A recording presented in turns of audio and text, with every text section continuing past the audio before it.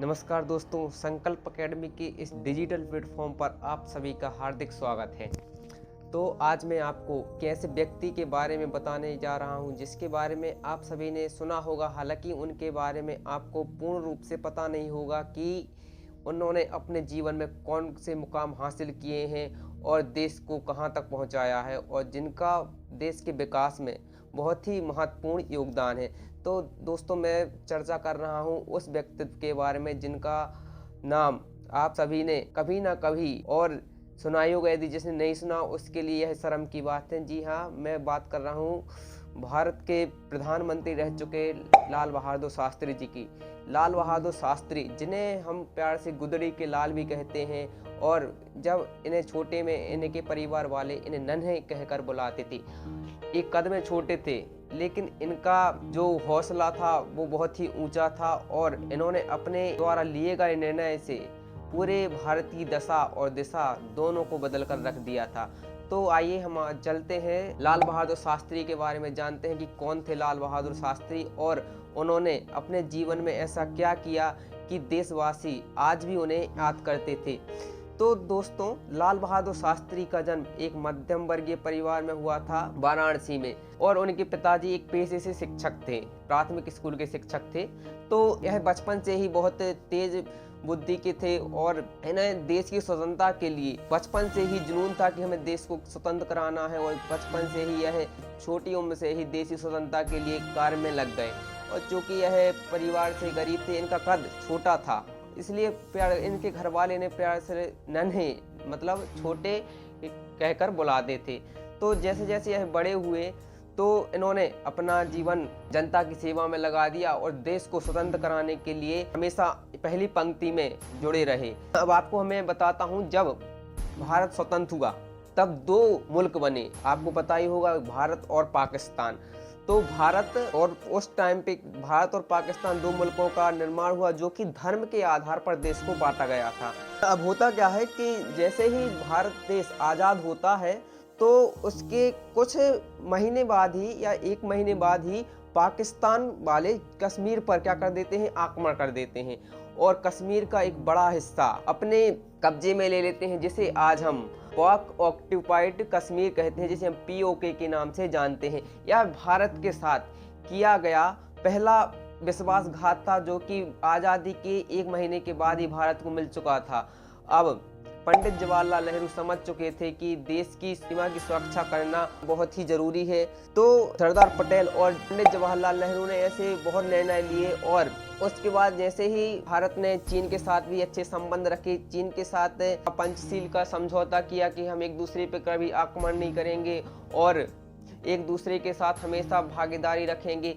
तो पंडित जवाहरलाल नेहरू को लगता था कि भारत और चीन कभी भी आक्रमण नहीं करेगा, लेकिन पंडित नेहरू ने एक नारा भी दिया था, हिंदी चीनी भाई भाई। हिंदी चीनी भाई भाई, इसका क्या मतलब है कि नेहरू जी चीन को एक अपना बहुत ही खास मित्र मानते थे और उनको लगता था कि चीन हमारा सबसे बड़ा मित्र है और यह हम पर कभी भी आक्रमण नहीं करेगा। अब दोस्तों, समय आता है 1962।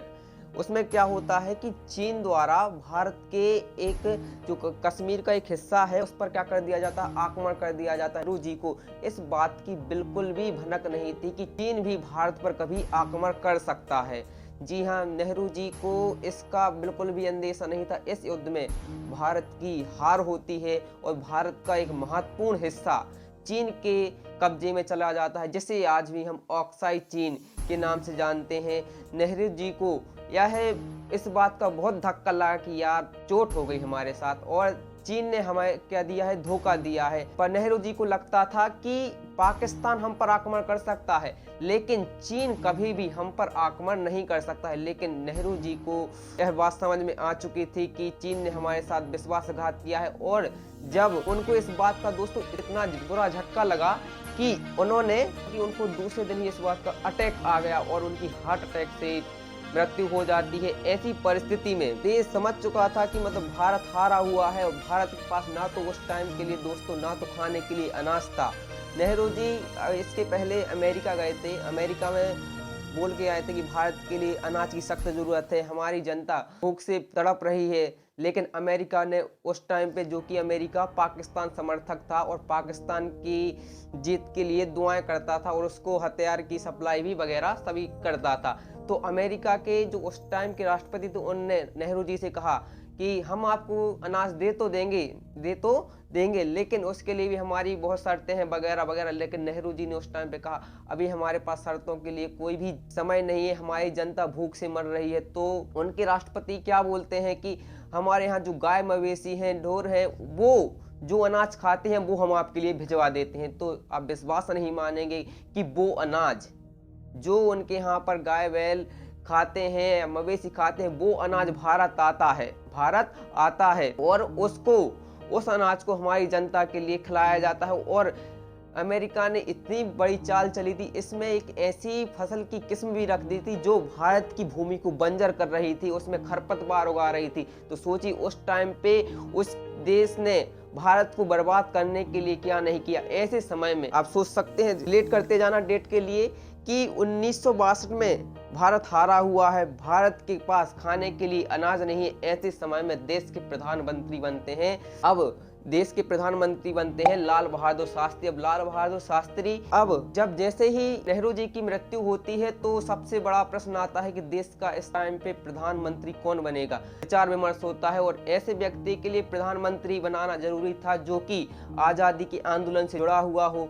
तो एक नाम सामने आता है लाल बहादुर शास्त्री, जो कि आजादी के आंदोलनों से शुरू से ही जुड़े रहे थे। तो लाल बहादुर शास्त्री भारत के दूसरे प्रधानमंत्री बन जाते हैं 1964 में। सुनते जाइए क्या हुआ। भारत के प्रधानमंत्री लाल बहादुर शास्त्री बन जाते हैं। अब क्या होता है कि जैसे ही लाल बहादुर शास्त्री प्रधानमंत्री बनते हैं तो अब पाकिस्तान इस बात का फायदा उठाने की सोचता है कि भारत 1962 में हारा हुआ है, भारत के पास खाने के लिए अनाज नहीं है और भारत पर पाकिस्तान 1965 में आक्रमण कर देता है। एक बार फिर आप सोचिए कैसी हालत होगी उस देश की जिसके पास ना तो खाने के लिए अनाज है और उसकी जनता भूख से मर रही है। सीमा पर सैनिक भूखा प्यासा युद्ध के लिए लड़ रहा है। ऐसे टाइम में जरूरत थी तो एक कठोर निर्णय लेने की। लाल बहादुर शास्त्री जी समझ चुके थे कि अब देश की हालत बिगड़ती जा रही है। ऐसे समय में उन्होंने अपने सूझबूझ से परिचय लिया। उनने जनता से सीधा कहा जय जवान जय किसान। किसानों से कहा आप लोग अनाज उगाइए और सभी से कहा कि आप लोग एक टाइम का अपना खाना छोड़ दिए, हम एक टाइम का खाना खाकर भी भोजन कर कर भी जीवित रह सकते हैं। आप विश्वास नहीं मानेंगे उस बात की उस समय पर जनता ने इतनी इज्जत रखी कि सभी ने एक टाइम का खाना उस समय के लिए छोड़ दिया और जो अनाज बचा उसके लिए सीमा पर सैनिकों के लिए पहुंचाया गया। इस बात ने जवानों का भी हौसला बढ़ाया और भारतीय जवानों का इस कदर हौसला बढ़ा कि देश की जनता ने हमें जिताने के लिए एक टाइम का खाना छोड़ दिया है। तो जवानों ने इससे जोश लेकर इस तरह से युद्ध लड़ा कि वो जीतते जीतते पाकिस्तान के लाहौर तक पहुंच चुके थे। जी हाँ दोस्तों, भारत की सेना भूखे प्यासे पेट जो लड़ी थी वो जीतते जीतते पाकिस्तान के लाहौर शहर तक पहुंच चुकी थी। पाकिस्तान की सरकार घबरा चुकी थी और अमेरिका भी समझ नहीं आ रहा था भाई ये हमारे साथ में क्या हो गया।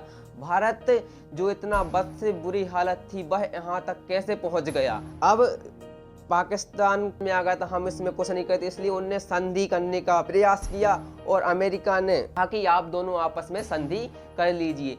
तो पाकिस्तान के राष्ट्रपति अयूब खां और भारत के प्रधानमंत्री लाल बहादुर शास्त्री को दोनों को एक ऐसे देश में बुलाया गया जो एक दूसरे के क्या थे, मित्र थे। जी हाँ, दोनों को ताशकंद जो कि उस टाइम पे रूस का हिस्सा था, सोवियत संघ रूस का, वहां पर दोनों को वार्ता के लिए आमंत्रित किया गया और दोनों पर संधि कराई गई कि हम एक दूसरे से युद्ध रोक देंगे। अब लाल बहादुर शास्त्री ने उस टाइम पर एक सबसे बड़ी गलती की कि उन्होंने इस संधि पर क्या हस्ताक्षर कर दिए और जो भारत की सेना द्वारा जीता हुआ हिस्सा था वो वापस से पाकिस्तान को दे दिया गया और दोनों सेनाएं वापस अपने देश में वापस आ जाती हैं। फिर लाल बहादुर शास्त्री को अपने इस निर्णय का बहुत ही दुख होता है और वह अपने घर पर फोन कर पूछते हैं कि आप लोगों को मेरा निर्णय कैसा लगा।